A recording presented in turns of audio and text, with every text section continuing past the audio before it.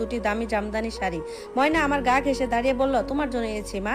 আর এই দেখো, ও ব্যাগ থেকে বের করলো দুটো ধবধবে সাদা চমৎকার পাঞ্জাবি আর একটা নামি দামি ব্র্যান্ডের ঘড়ি। হাত ঘড়িটা ও ওর ভাইয়ের জন্য এনেছে, যে ভাই ওকে কোনোদিন আপু বলে সম্মান করেনি, যার আজ অত্যাচারে আজও ঘরটা নরক হয়ে আছে, কিন্তু বোন তার কথা ভুলেনি। আমি রান্নাঘরে গিয়ে তড়ি ঘড়ি করে চুলা ধরালাম। ময়নাও এসে আমার সাথে হাতে হাত মিলিয়ে কাজে লেগে গেল। মায়ের হাতের রান্না আর মেয়ের হাতের জাদু দুয়ে মিলে অল্প সময় তৈরি হয়ে গেল রাজকীয় সব পদ। সুগন্ধে পুরো বাড়ি মম করতে লাগলো। ঠিক সন্ধ্যা পার হতেই ময়নার বাবা বাইরের ঘরের অন্ধকার কোণ থেকে ধীর পায়ে ভেতরে এলো। অপমানে, লজ্জায় আর পকেটে টাকা না থাকার গ্লানিতে মানুষটা গত কয়েকদিন ধরে যেন লুকিয়েছিল। তার পরনে মলিন ফতুয়া, চোখ দুটো কোটরে বসা।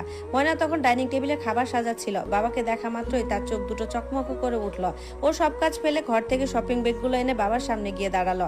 ওর দু হাতে পরম যত্নে ধরা সেই নতুন পাঞ্জাবি দুটো। ময়না পাঞ্জাবি দুটো বাবার গায়ের সামনে মেলে ধরে মায়াবী গলায় বলল, বাবা এই দেখ, তোমার জন্য দুইটা পাঞ্জাবি আমি নিজে পছন্দ করে এনেছি। একটু পরে আমরা সবাই একসাথে খেতে বসবো। তুমি এটা একটু পরে দেখো তো ঠিকঠাক লাগে কিনা। তুমি তো আগে চেয়ে অনেক শুকিয়ে গেছো বাবা, একটু বড় হতে পারে মনে হচ্ছে এখন।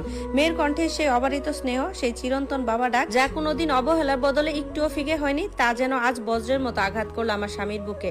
যে মেয়েকে কোনোদিন কোলে নেয়নি, একটু আদর করেনি, যে মেয়েকে একটু ভালো খাওয়ার আশায় চাতকের মতো চেয়ে থাকতো বাবার দিকে, তার দিকে নজরও দিত না, সেই মেয়েকে আমার স্বামী আজ দেখে আর নিজের আবেগ ধরে রাখতে পারলেন না। সারা জীবনে পাপ, অনুশোচনা, গ্লানি এক মুহূর্তে বাদ ভেঙে বেরিয়ে এলো। কোনো কথা না বলে এক লহমায় তিনি ধপ করে ময়নার পায়ের উপর পড়ে গেলেন। মেয়ের দুটো পা জড়িয়ে ধরে বাচ্চাদের মতো হাউমা করে কেঁদে উঠলেন। কান্নায় ভেঙে পড়া গলায় বললেন, আমারে মাফ করে দে মা, আমি মানুষ না, আমি পশু পাখি চেয়ে অধম। তোমার আমি সারা জীবন পথের কাঁটা ভাবলাম, আর তুমি আজকে অন্ধকার ঘরে আলো নিয়ে এলে। আমারে মাফ করে দাও মা, আমারে মাফ করে দাও। বাবার এই রূপ দেখে ময়না চমকে উঠলো। ওই তড়ি ঘড়ি করে গিয়ে নিচে বসে বাবার কাঁধ ধরে টেনে তোলার চেষ্টা করলো। বাবা এ কি করছো তুমি? ছি বাবা, তুমি আমার সম্মান, আমার জন্মদাতা।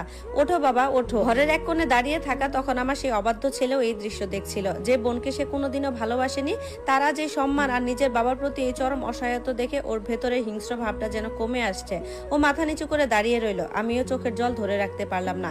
পুরো ঘরে তখন এক অদ্ভুত নীরবতা, শুধু আমাদের সকলের চোখের জল ধুয়ে দিচ্ছিল বছরের পর বছর জমে থাকা সমস্ত অভিমান আর অবহেলার কালো মেঘ। আমার স্বামী ময়নাকে জড়িয়ে ধরে উঠে দাঁড়ালেন। ময়না নিজের আঁচল দিয়ে বাবার চোখ মুছিয়ে দিয়ে বলল, আজ আর কোনো কান্না নয় বাবা, আজ আমরা সবাই একসাথে আনন্দ করব। নতুন পাঞ্জাবি পরে বাবা যখন খাওয়ার টেবিলে বসলেন, তখন ময়না পরম মমতায় তার পাতে বড় মাছের পেটিটা তুলে দিল।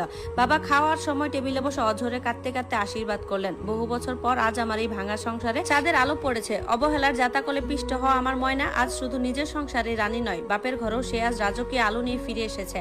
রক্তের আসল টান ছেলে বা মেয়ে ভেবে হয় না, বরং অন্তরে ভালোবাসায় হয়। তা আজ প্রমাণিত হইল। একটা সুন্দর তৃপ্তিময় হাসিতে ভরে উঠলো আমাদের ছোট্ট পরিবারটি। অবশেষে আমাদের ঘরে ফিরে এলো এক স্বর্গীয় শান্তি। ধন্যবাদ।